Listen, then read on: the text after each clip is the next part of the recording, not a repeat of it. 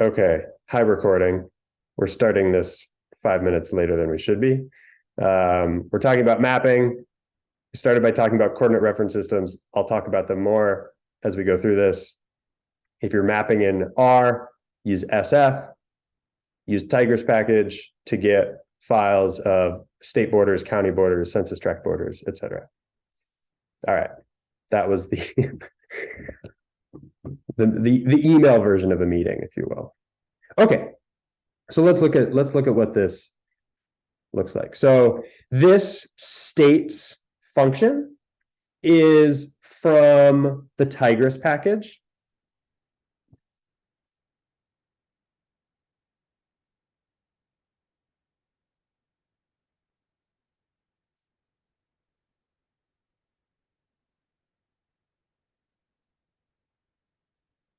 You'll see this word a lot, shapefile. A shapefile is a file that contains spatial information about something. So that could be a shapefile of the United States national border. It could be a shapefile of all the US states, etc. And so states, unsurprisingly, is going to return all of the state borders. And I'm setting CB to true to get the less granular version of this, because we aren't interested in like determining whether something's a parking lot or not, or determining whether a parking lot's in North Dakota or Minnesota. That's the sort of stuff where like you'd want the super specialized version. So I'm going to do that, and then I'm going to filter it to just Michigan. So let's just look at what this looks like. So this is just a bunch of like census information. This is the state's FIP code, FIPS code, state abbreviation, state, et cetera, some stuff I don't know about land and water. This, though, is the special thing about this. And this is because this geometry column is because if we did str, our function for getting information about the structure of an object, and we did str Michigan, we go up to the top. We see that our data frame here is actually of the type SF, corresponding to the SF of our package name. And whenever we have this SF object, this S, which is just like a special flavor of a data frame, it's going to contain this geometry column that's always going to stick around. And this geometry column contains all of the spatial information for that given entity. So in this case, it contains all of the spatial information for Michigan. And spatial information can be different sorts of things. And when we're looking at like where correctional officers live, those are going to be points. When we're talking about Michigan, it's going to be like a bunch of lines, right? So we could think about a bunch of points being connected or something like that. That's why it's going to say multi-polygon here, is because it's a bunch of lines being connected. So that's our SF object. And we can kind of see a little, this is a longitude measure right here. And so we can kind of get a sense of what that is. And then let's just plot this. Let's just plot this and see what Michigan looks like. And the great thing is this seamlessly works with ggplot. So if we give ggplot the data set Michigan, then what we're going to do is we're going to use this special geome, just like you would use a special geome to make a line plot or a box plot or a bar plot. There's a special geome for working with SF objects that's super smart in the sense that you just tell it to do the SF thing, to plot the spatial information, and it's going to do that regardless of whether it's points or lines or whatever.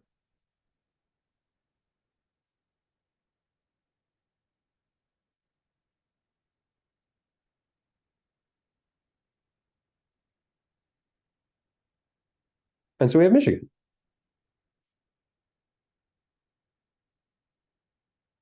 Wait, question. I saw there was another geom called like geom polygon. What's the difference between that and SF? Like, I have no idea. I've only ever used GMSF.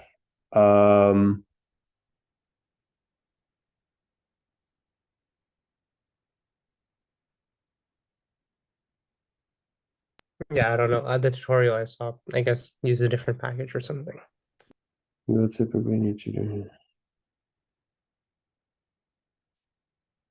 Yeah, I'm not sure. I've only ever used GMSF.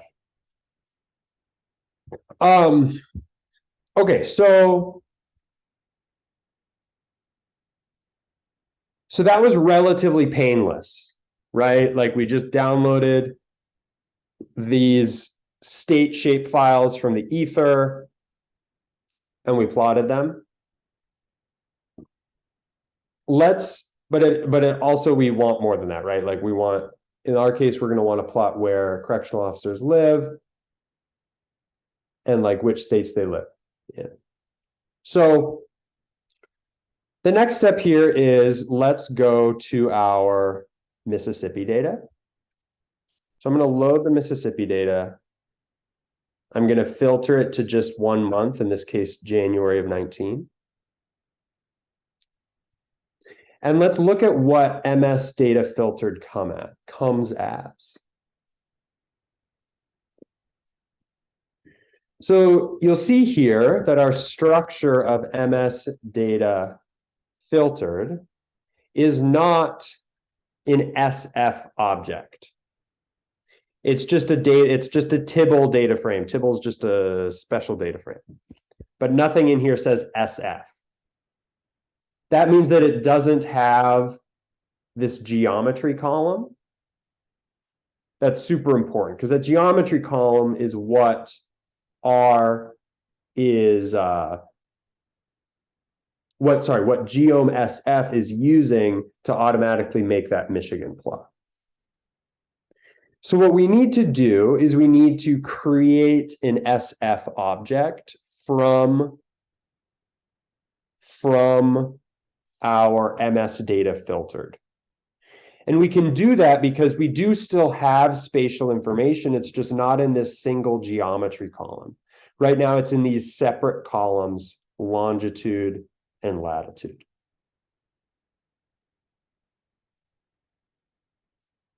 And I think a really important thing to note here is that longitude and latitude are not in coordinate form, right?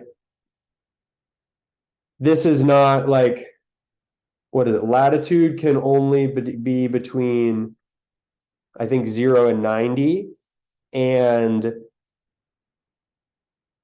latitude 0 and 90, latitude 0 and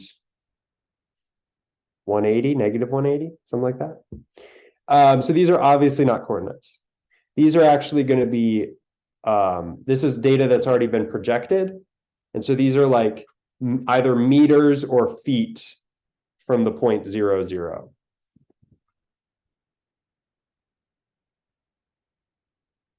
So how are we going to turn this into an SF object?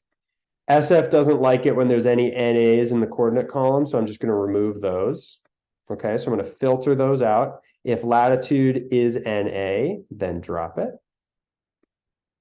And then I'm going to use this st as SF function, which is from the SF library.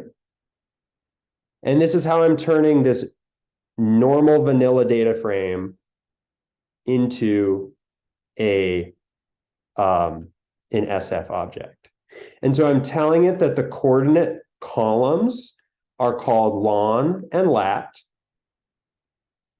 And then this is the tricky part. I'm telling it that its CRS, its coordinate reference system, how it's taking points and turning them into these meters or feet, I can't remember which one, from 0, 0, is being done by this coordinate reference system called 3814. How do I know it's 3814? Because that's how I did it. Like when I took the data from its points, I used and projected it, I used 3814 because 3814 CRS 3814 is this coordinate reference system that's specifically made for Mississippi. At the end of the day, it really doesn't matter if I use this one or one that's for Montana. Like the differences are going to be like minuscule. But I just decided to do the most accurate one. So that's what this one is. So, but I have to tell it that it's 3814 here. Daniel? Big question. So if we're doing it for Arkansas, do we swap the CRS then? Yeah, I can tell you what CRS I used for Arkansas later. Yeah. Okay, and then for STSSF, is that mean like string? Like does longe and lat have to be like strings or numerics or? These are column names. So they want the names of the columns as strings. I'm guessing they want longitude and latitude as numeric variables. I would guess they want. I haven't tried, but I'm guessing if longitude was a character for some reason, that would cause an issue. ST, why it's called ST here is because ST has some meaning. It's like a spatial thing that I don't know. But there used to be like an ST package that was now replaced by SF, something like that. I'm not sure. But it doesn't mean string.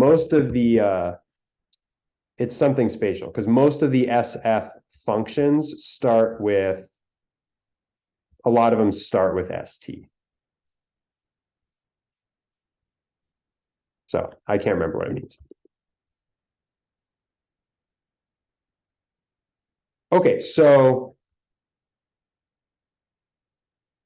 now we have this MS data filtered SF.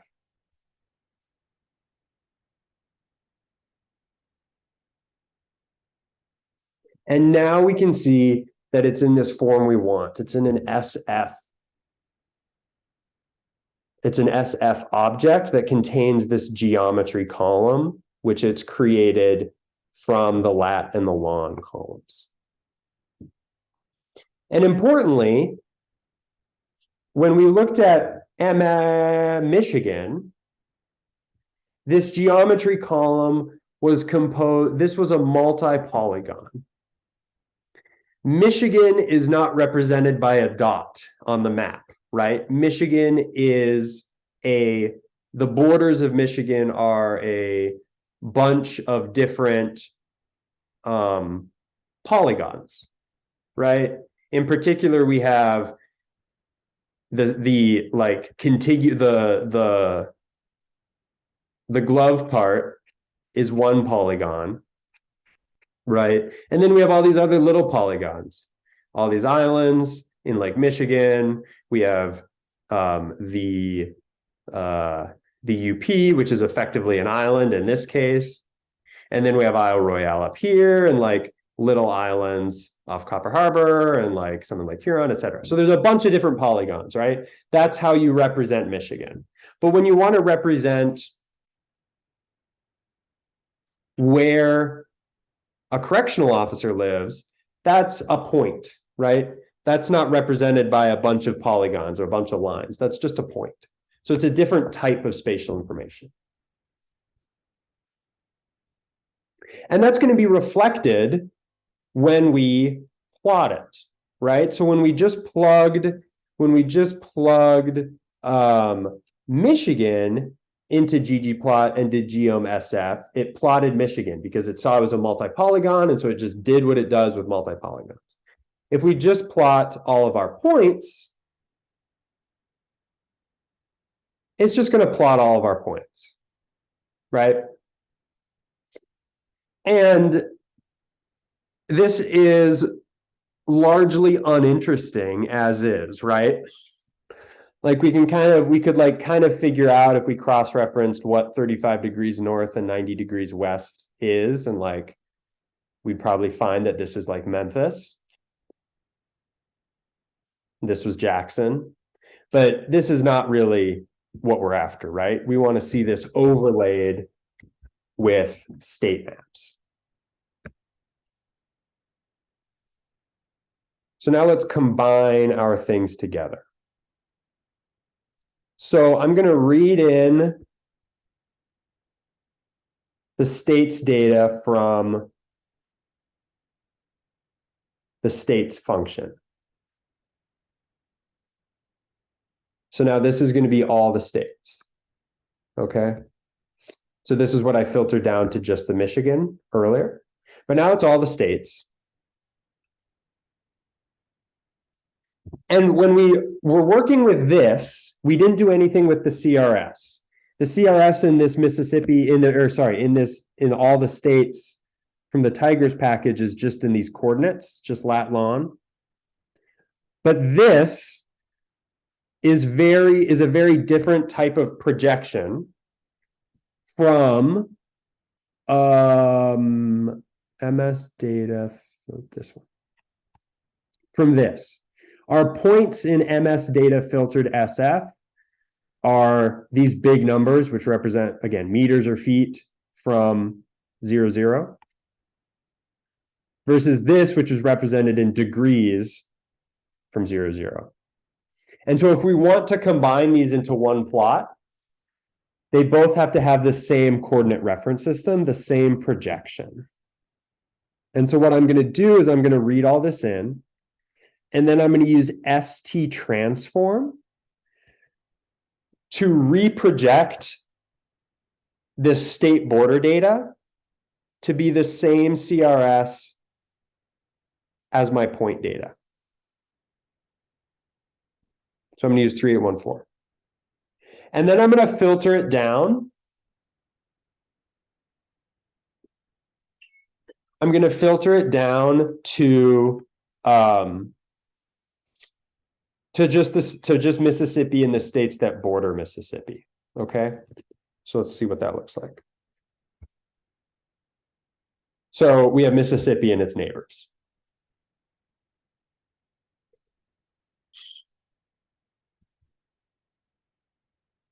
So great thing about ggplot is that you can put different geomes on top of each other.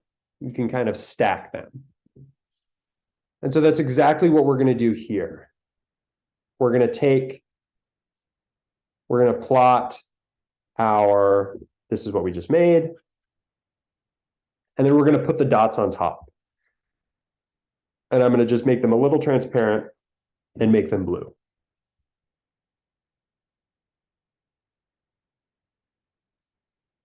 So we've combined our two things, right?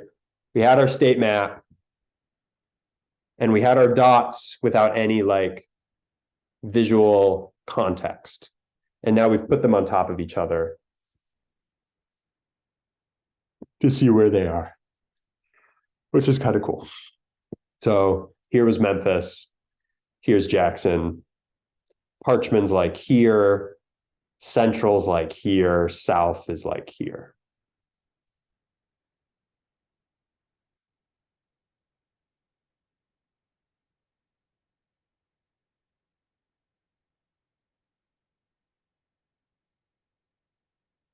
All right. Questions out there?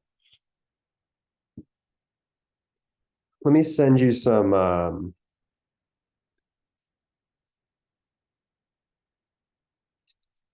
resources. The urban website that I think I sent you when we were doing plotting has an awesome intro to mapping as well.